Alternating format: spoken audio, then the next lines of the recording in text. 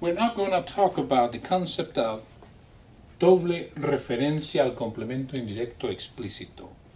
Double reference to the indirect object, that is explicit. That is to say, the indirect object is in the sentence.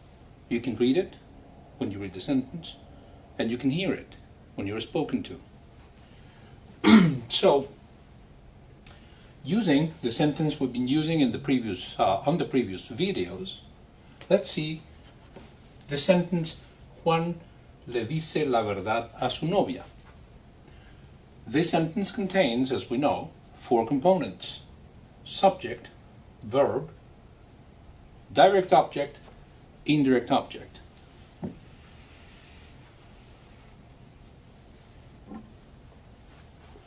What is then double reference?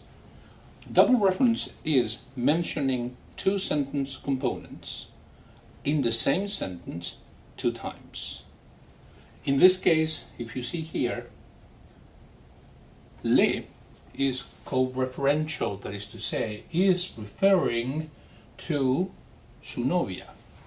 Interestingly, in Spanish grammar, in the Spanish language, we do have many cases of pronouns in which the pronoun is in the sentence at the same time as its corresponding full noun. And that's when people say Spanish grammar is weird. It's nonsense. Actually not true. Double reference is a very common phenomenon across languages. You have it in English when you say she likes. Why is there an s at the end of the verb? It's the same process. We're mentioning the same component 2 times. In this case, or in the case of English, we're mentioning the subject and the subject again reflected at the end of the verb. 3rd person singular s. We see it, and we are a lot more used to seeing it. The double reference here, if you look at the verb, the verbal ending is already reflecting the subject. So in a way, we are mentioning Juan, which is the subject, 2 times. First, by mentioning in terms of a full noun, and then by its reference at the end of the verb, being mentioned 2 times. And that we recognize as a process of agreement. In this case, subject-verb agreement. And English has it as well.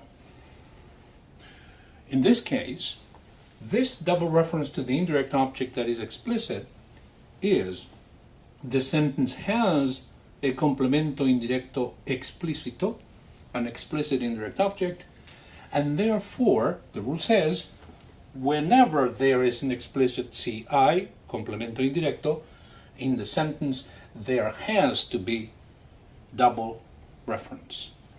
That is to say, we are going to mention this 2 times.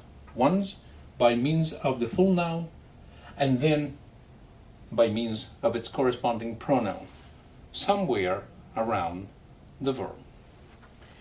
And that's precisely what we see in the sentence Juan le dice la verdad a su novia. Su novia is present in the sentence once as a full noun, complemento indirecto, indirect object, and it's also present by the verb. This mentioning of the 1 single component by, or let's say 2 times, is we refer to as double reference. And it's mandatory in Spanish sentence. Whenever the CI is explicit, is in the sentence, there has to be double reference. So this le is its corresponding complemento indirecto pronoun, occurring at the same time as the full noun.